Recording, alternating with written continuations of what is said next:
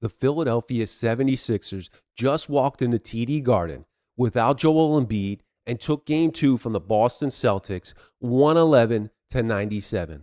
The series is tied 1-1 and heading back to Philly. VJ Edgecombe, Tyrese Maxey, 59 combined points. And Boston got beat from 3. This is Broad Street Breakdown Media. Let's get into it.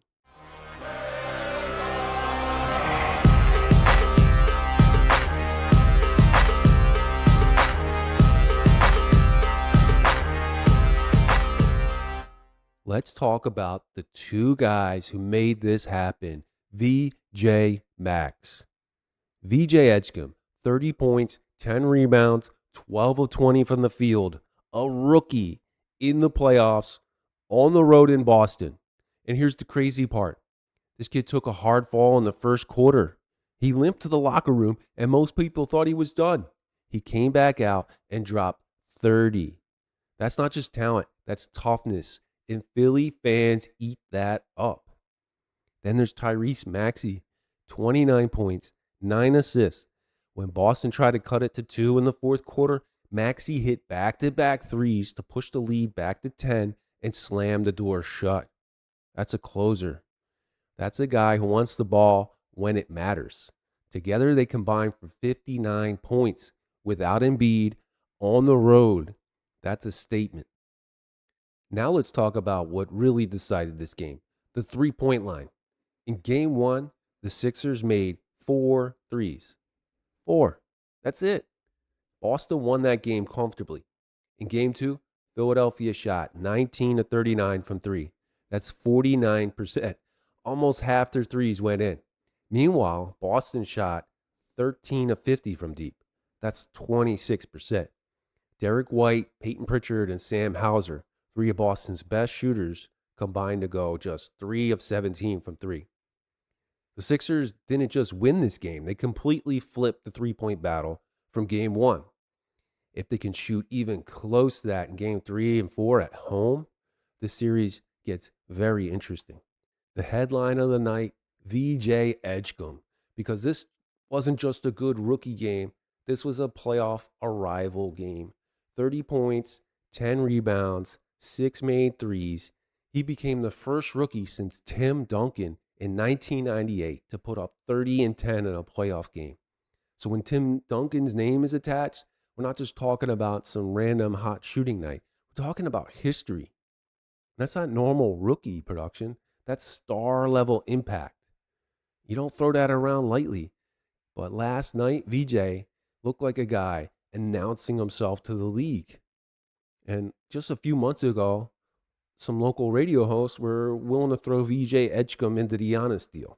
Now look, Giannis is Giannis. I understand why conversations like that exist, but that's exactly why you don't just casually toss a player like VJ into every superstar fantasy trade. Because nights like this are how you realize a young player might be a foundational piece, not just a trade chip. After what we saw, that conversation hits a little different. So I want to ask you right here, after that performance, are you still willing to put VJ in a Giannis trade package? Now, we can't end the video without addressing the elephant in the room, the big fella, Joel Embiid. The former MVP is still not playing. He had an appendectomy, and reports say he's back working out in Philadelphia, but there's still no clear return date heading into Game 3. And the Sixers, they just went into Boston and won a playoff game without their best player. That should terrify the Celtics, because if Embiid comes back healthy at any point in this series, the entire conversation changes. Right now, the Sixers are winning with Maxey and a rookie carrying the load. Add Embiid to that lineup, and Boston has a massive problem. To be fair to Boston, Jaylen Brown scored 36 points in a losing effort. Jason Tatum had 19 points, 14 rebounds, and 9 assists, one shy of a triple-double. These guys showed up individually, but Tatum and Brown combined for 55 of Boston's 97 points. That means the rest of the Celtics combined for just 42. That's a team problem, not an individual one. And the three-point shooting was simply unacceptable for a team that lives and dies from deep. Also worth noting, the Celtics are now just 3-5 in their last 8 home game twos. That's a pattern that should concern Boston fans. This is where I land on it. I want to hear from Sixers community. Tell me if I'm off base. Nobody gave the Sixers a shot in this series without Embiid. And through 2 games, they're split in Boston, which means they have home court for games 3 and 4. The crowd at Xfinity Mobile Arena on Friday night is going to be electric. Maxey is playing like an all-star. Edgecombe playing like a veteran. And Embiid could come back at any moment. I'm not saying the Sixers win this series, but I'm saying don't sleep on Philly. I'm Andrew McManus. This is Broad Street Breakdown Media. Drop it in the comments. Do the Sixers win this series? And if Embiid comes back, does that change your answer? Subscribe if you haven't already, and I'll see you for Game 3 Friday night.